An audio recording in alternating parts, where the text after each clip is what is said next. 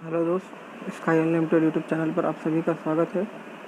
आइए शुरू करते हैं पॉलिटिकल साइंस के आज के अपने चौथे टॉपिक से, जो कि है भारतीय संविधान के अनुच्छेद तथा उसकी विशेषताएं। दोस्तों, जैसा कि हम जानते हैं कि भारतीय संविधान को कुल 25 भागों में विभक्त किया गया है। पहला भाग है भारत संघ तथा उसके राज्य क्षेत्र। इस भाग में अनुच्छेद 1 से लेकर अनुच्छेद 4 तक की व्याख्या की गई है। अनुच्छेद 1 में भारत राज्यों का एक संघ होगा, ऐसा बताया गया है और इसको निम्न 3 भागों में विभाजित किया गया है।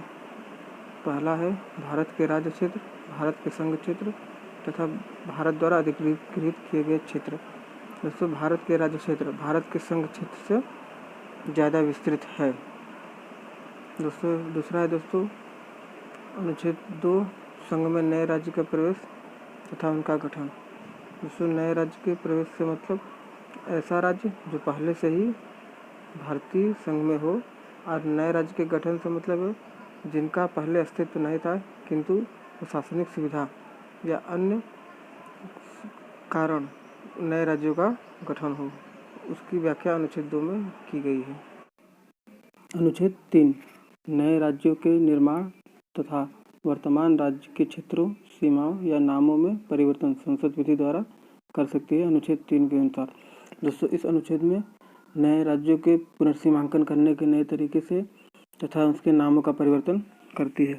दोस्तों, हमारे भारतीय संविधान में भारत को विभक्त राज्यों का एक अविभाज्य संघ कहा जाता है, जबकि अमेरिका में अविभक्त राज्यों को अविभाज्य संघ है, क्योंकि संविधान द्वारा राज्यों के अस्तित्व की भारत में कोई गारंटी नहीं दी गई है, जबकि अमेरिका में यह जस्ट उल्टा है। दोस्तों, अनुच्छेद 4 में नए राज्यों के कार्यक्रम में संविधान संशोधन की आवश्यकता नहीं है, ऐसा बताया गया है। जैसा कि हम जानते हैं, हैदराबाद को पुलिस कार्रवाई द्वारा, जूनागढ़ को जनमत संग्रह द्वारा और कश्मीर को विलय पत्र द्वारा भारतीय संघ में शामिल किया गया था। दोस्तों, भारत के राज्यों के निर्माण में विभिन्न समिति का भी गठन किया गया है। एक समिति है धार आयोग, एक है जेवीपी समिति और तीसरा है फजल अली आयोग। दोस्तों, राज्य पुनर्गठन आयोग की स्थापना 1956 में की गई थी, जिसके अनुसार भारत में कुल 14 राज्य तथा 6 केंद्र शासित राज्य थे। दोस्तों, जेवीपी समिति की स्थापना 1948 में हुई थी। 1952 में पोट्टी श्री रामालू नामक एक व्यक्ति की तेलुगु भाषा आधारित आंध्र प्रदेश नामक नए राज्य के गठन की मांग करते हुए उनकी मृत्यु हो गई थी, जिसके कारण सन 1953 में फजल अली आयोग की स्थापना की गई, जिन्होंने नए राज्य के गठन की संस्तुति की एवं नए राज्य के गठन की शुरुआत की। 1913 में आंध्र प्रदेश का गठन किया गया तेलुगु भाषा राज्य के आधार पर। उस समय राज्य पुनर्गठन आयोग के अध्यक्ष थे पंडित हृदयनाथ कुंजरू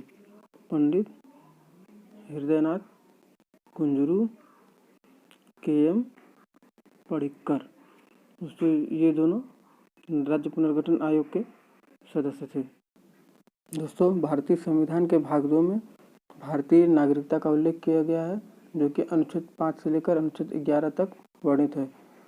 हमारे संविधान में एकल नागरिकता का प्रावधान किया गया है, जो कि ब्रिटेन से लिया गया है।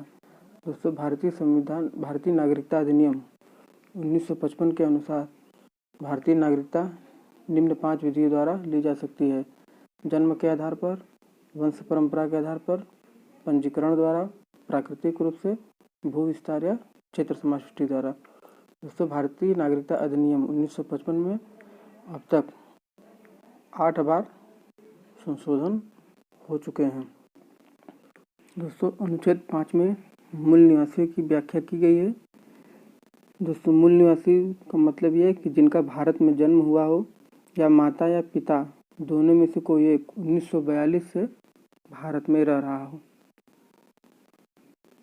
उसको मूल निवासी माना जाएगा अनुच्छेद 5 के अनुसार। अनुच्छेद 6 में दोस्तों पाकिस्तान से जो नागरिक भारत आया हो या जिनके माता पिता या दादा दादी अविभाजित भारत के सदस्य हों, अविभाजित भारत के सदस्य हो और वो 19 जुलाई 1948 से भारत में रह रहे हों और 6 आवेदन करने से पहले 6 माह तक निवास किए हो, उनकी व्याख्या अनुच्छेद 6 में की गई है। दोस्तों फिर आते हैं अनुच्छेद 7 में। अनुच्छेद 7 में दोस्तों 1 मार्च 1947 से जो नागरिक पाकिस्तान गया हो और फिर वापस भारत आया हो और आवेदन से पूर्व वह 6 माह तक भारत में रहा हो तो वह पंजीकरण के द्वारा भारतीय नागरिकता अधिनियम के पंजीकरण के द्वारा भारतीय नागरिकता प्राप्त कर सकता है। अनुच्छेद 8 में दोस्तों ऐसे व्यक्ति जो विदेश में रह रहा हो, जिनके माता पिता या दादा दादी अविभाज्य भारत के सदस्य हों, तो वह पार्षदीय या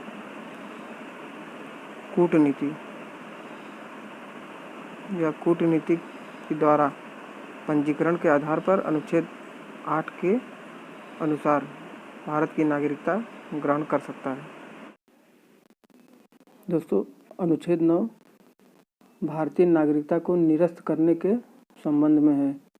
अनुच्छेद 9 में ऐसे व्यक्ति जो इच्छा से दूसरे देश की नागरिकता ग्रहण कर लेते हैं, उनके भारतीय नागरिकता निरस्त कर दी जाती है। इसका प्रावधान भारतीय संविधान के अनुच्छेद 9 में है। अनुच्छेद दोस्तों संसद द्वारा विधान निर्माण करके नए नियम बना के किसी की नागरिकता निरस्त की जाती है।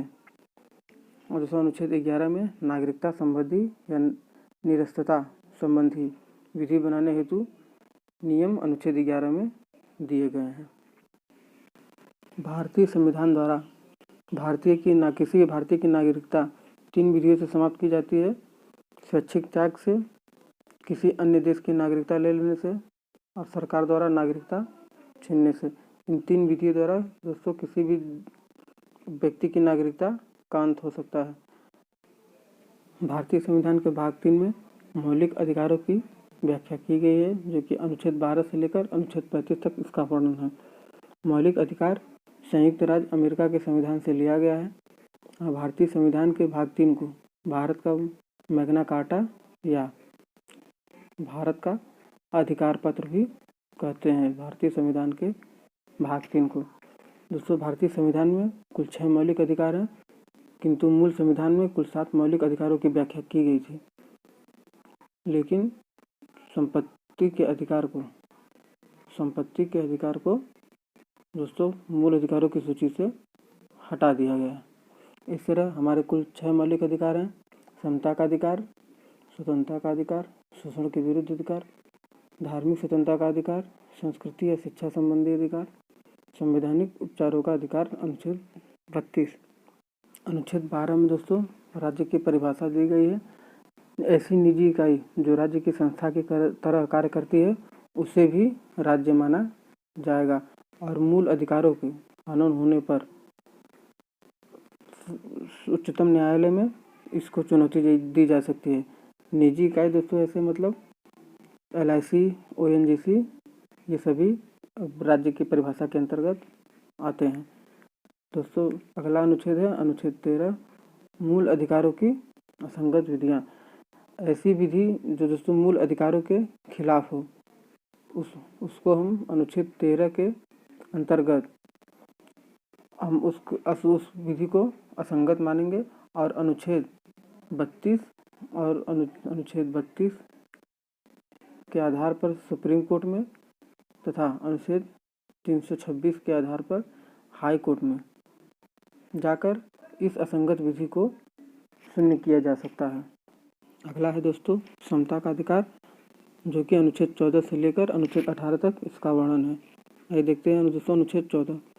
दोस्तों अनुच्छेद 14 समता का अधिकार से है, जिसका मतलब है कि राज्य सबके लिए एक समान कानून बनाएगा और जो सबके लिए एक समान रूप से लागू भी होगा।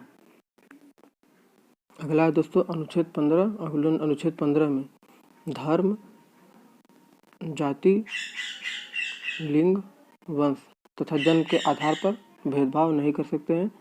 इन सभी के लिए समता का आधार का उल्लंघन नहीं हो सकता है। किंतु दोस्तों अनुच्छेद 15(4) में एक प्रावधान किया गया है जिसके अंतर्गत हम महिलाओं को आरक्षण देते हैं, यह इसका अपवाद है। अगला है दोस्तों अनुच्छेद 16 लोक नियोजन के विषय में समता का अधिकार। इस अनुच्छेद का मतलब है दोस्तों सरकार लोक नियोजन के विषय में कोई भी नियम बनाते समय लोगों के समान अधिकारों का ध्यान रखेगी।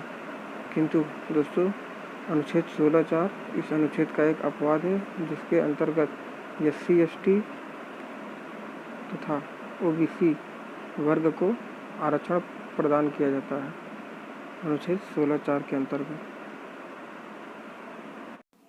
अनुच्छेद 17 है दोस्तों अस्पृश्यता का अंत या छुआछूत का निषेध। इसकी व्याख्या अनुच्छेद 17 में की गई है। फिर दोस्तों अनुच्छेद 18 है उपाधियों का अंत। दोस्तों इस अनुच्छेद के अनुसार सेना और विद्या संबंधी उपाधियों को छोड़कर सेना और विद्या संबंधी बाकी सभी उपाधियों को निरस्त किया जाता है। दोस्तों भारत रत्न,